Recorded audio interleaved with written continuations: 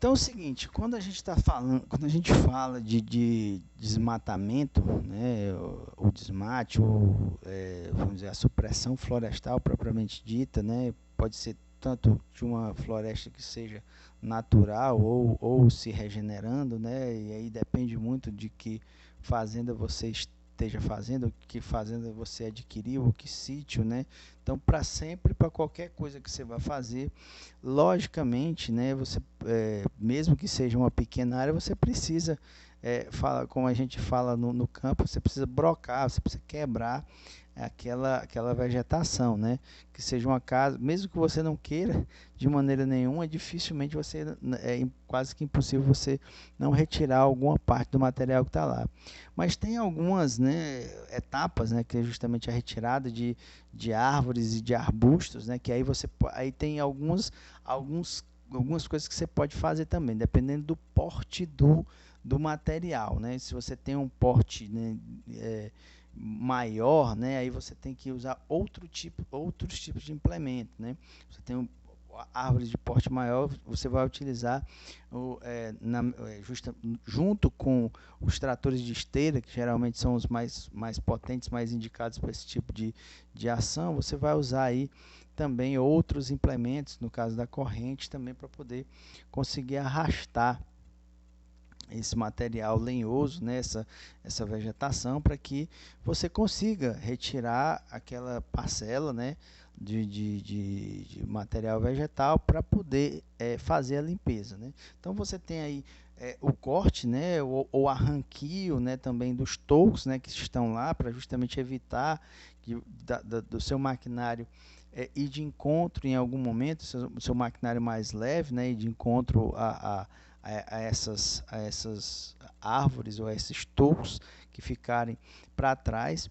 A gente tem uma operação que se chama enleiramento. O que é o enleiramento? Depois que eu fiz a derrubada em si, que eu retirei aquele material da área que eu vou trabalhar, eu vou juntar aquele material em algum local, né? Vou juntar o material em algum local. Esse material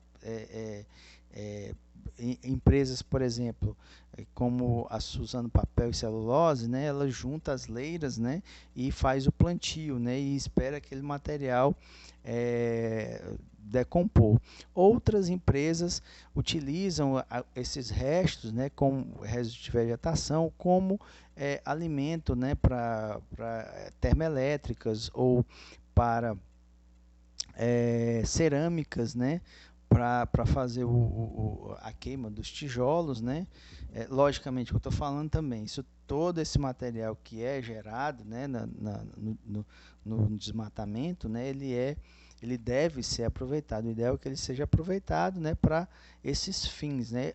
As empresas também siderúrgicas aproveitam também para fazer isso, hoje bem menos, mas antigamente se fazia também para transformação em carvão vegetal para alimentar os alto-fornos, né, para produzir o ferro gusa, né? Então tinha também esse aproveitamento, principalmente no Maranhão. Acho que ainda tem ainda, né, mas bem menos do que tinha no passado, né? Então hoje as empresas elas eram obrigadas a justamente produzir a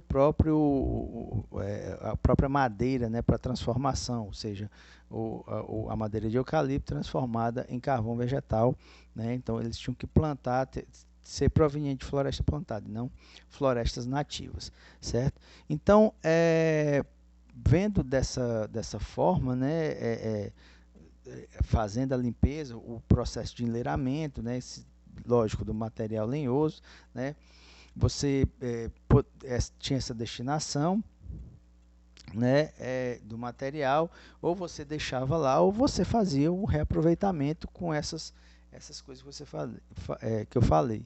E a limpeza propriamente dita, né, você tem outras etapas, você não consegue, existe logicamente que quando você faz a limpeza, tentando fazer vamos dizer, a limpeza toda, a maior parte dela mecanizada, né?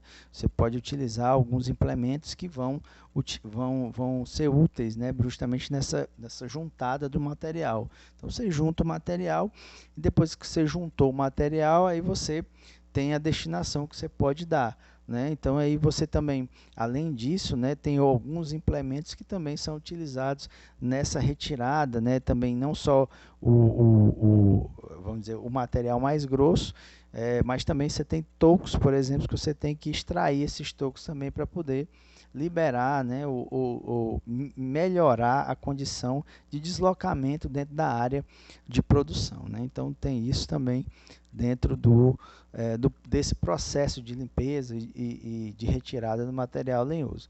Até também, se for o caso, por exemplo, tanto material